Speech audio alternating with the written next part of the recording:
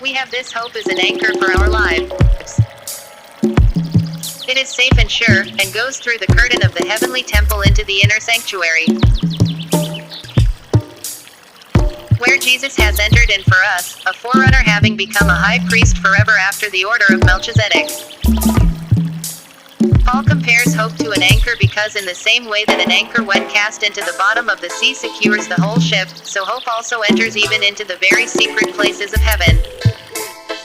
He also makes mention of the sanctuary, alluding to the old tabernacle, and by this returns to the comparison of the priesthood of Christ with the Levitical priesthood. He also repeats David's words, in which all those comparisons that he mentioned before are signified, as he declares in the next chapter. For this Melchizedek was king of Salem and a priest of the Most High God. As Abraham was coming back from the battle in which he defeated the 4 kings, Melchizedek met him and blessed him, and Abraham gave him a tenth of all he had taken.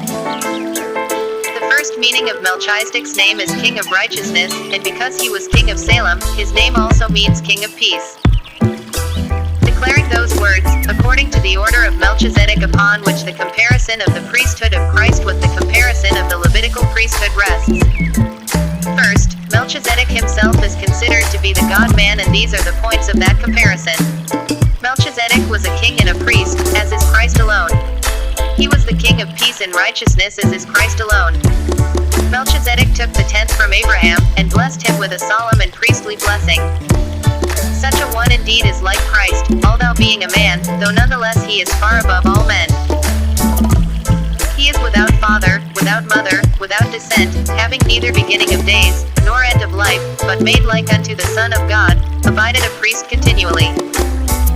Melchizedek is set before us to be considered as one without beginning and without ending, having neither father or mother, ancestors, or death. Such a one indeed is made like the Son of God, that is, an everlasting priest, being both God and man, the unbegotten one that is without being conceived of man, father and mother. You see then, how great Melchizedek was. Abraham, our famous ancestor, gave him a tenth of all he got in the battle.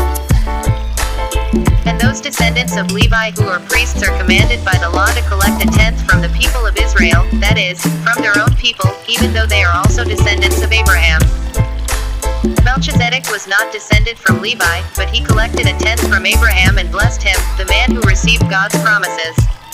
There is no doubt that the one who blesses is greater than the one who is blessed.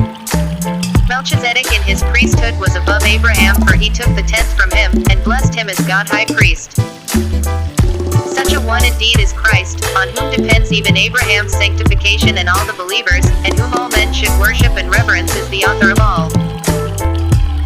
The sons of Levi who receive the priesthood have a commandment to collect a tenth from the people according to the law, that is, from their brothers, who are also coming forth from the loins of Abraham. But Melchizedek, even though he was without descent, collects the tenth from Abraham. And he blessed Abraham, the man who received God's promises. And so we know that Melchizedek is greater than Abraham without any dispute or contradiction. In the case of the priests, the tenth is collected by men who die, but as for Melchizedek, the tenth was collected by one who lives, as the scripture says. The Levitical priests took the tenth as mortal men, but the tenth was collected by Melchizedek, who it is testified that he lives. And, so to speak, when Abraham paid the tenth, Levi, whose descendants collect the tenth, also paid it. For Levi had not yet been born, but was, so to speak, in the body of his ancestor Abraham when Melchizedek met him. Melchizedek took the tenth as one who is immortal, as David sets him forth as an everlasting priest, but the Levitical priests took the tenth as mortal men, for they succeed one another. Levi himself, though yet in Abraham, paid the tenth to Melchizedek.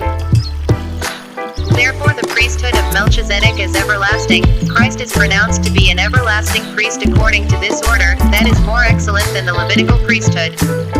It was on the basis of the Levitical priesthood that the law was given to the people of Israel.